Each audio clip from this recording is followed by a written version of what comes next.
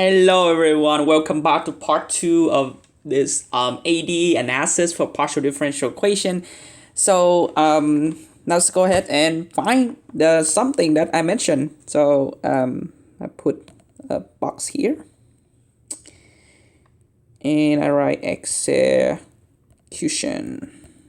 Okay, so we say that let u of xt, which is our original variables, we substituted equal to chi of x of t. T is a function of xt times something. But if you write something in your math paper, it will be very informal. So let's write it in terms of mathematics. So it will be s as a function of x and t. Okay. S, I mean, is something. S stand for something. You can see it. You can think about it like way. Or S is a function of x and t. So I'll go on. Let's reiterate. Is to find S x of t.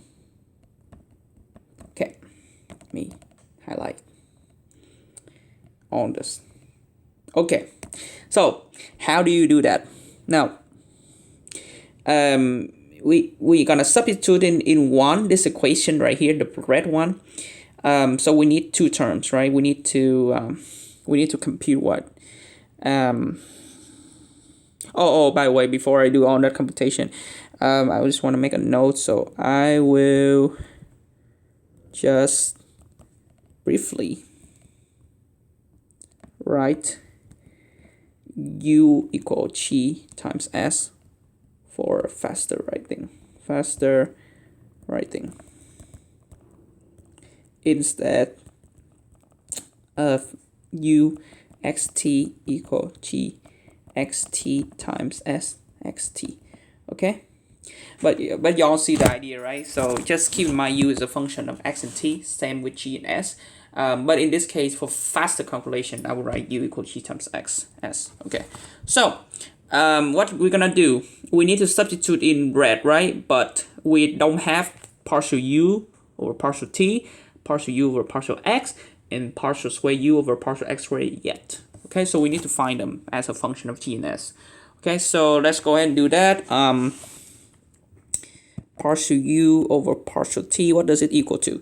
So remember, u is g times s. Okay, and if you apply your product rule, you get partial chi over partial t times s plus partial s over partial t times g. Okay, and I will call this equation 2. Okay, so just don't write like this. I'll write like this so later it's easier to trace. Yeah. Okay, so the reason why this is, recall the products rule for derivative, for partial derivative. Okay, to be specified here, partial derivative. Okay, so that's the products rules. Similarly, you can do the same thing for this partial u over partial x equal to partial with respect to x of g times s equal to partial g over partial x times g times s, plus partial s over partial x times g. Okay,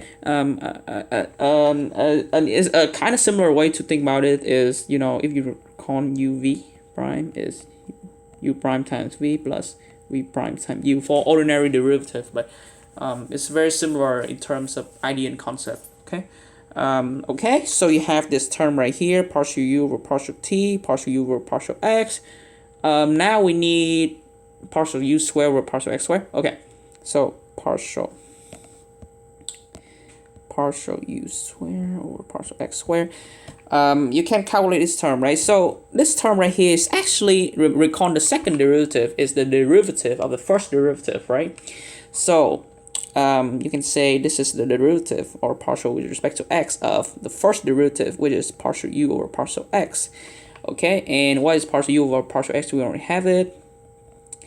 just plug it in. So partial g over partial x times s plus partial s over partial x times g. Okay, so let me point it out for y'all. Substitute this in here. Okay. So how you calculate this, just do it step by step. So we take the partial derivative of with respect to x for the first term, partial g over partial x times s. And then again, we take the partial derivative for the second term, which is partial s over partial x times g. Okay, so again, we apply the chain rule to this. So it would be partial with respect to x, partial g over partial x times s plus partial g over partial x times partial with respect to x of s.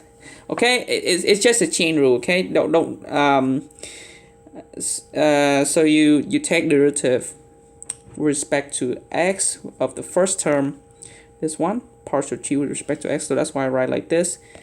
This term right here in red, and then you times s. And then similarly, you take the partial derivative of second term, which is partial with respect to x of s right here. And then you times the original term, so it's partial g over partial x. Okay. And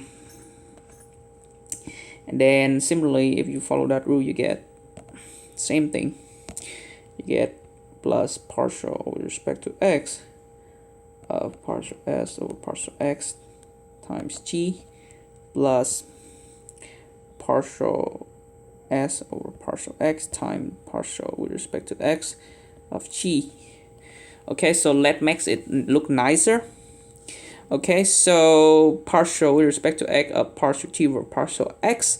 You can times it together. The notation is really interesting. So you can simplify it as partial square g over partial x squared times s. Okay. Plus this term right here, just partial g over partial x times partial s over partial x. Okay, the other term just partial x squared over partial x squared times g. And then lastly but not least, you get partial s over partial x times partial g over partial x. Okay, notice these two terms is similar. Okay, so you can group them together. So let me rewrite this as partial square g over partial x squared times s plus 2 times partial g over partial x times partial s over partial x plus partial x with respect to x, but so s with respect to x times g. Okay. Okay. Let's take a break. I know it's a lot for y'all, so let me actually box it.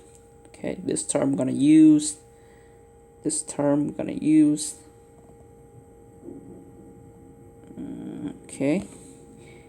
And this term we're gonna use later. We're gonna need it later. Okay, so I would denote this 2. This is equation 3.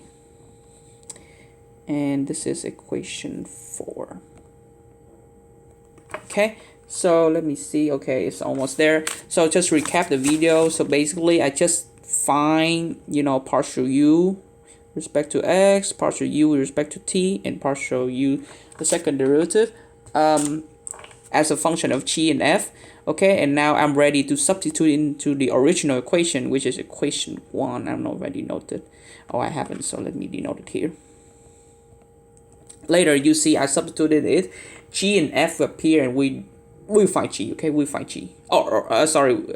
G and s will appear. We will find s as a function of x and t. Okay, I appreciate your attention. I'll see you next video.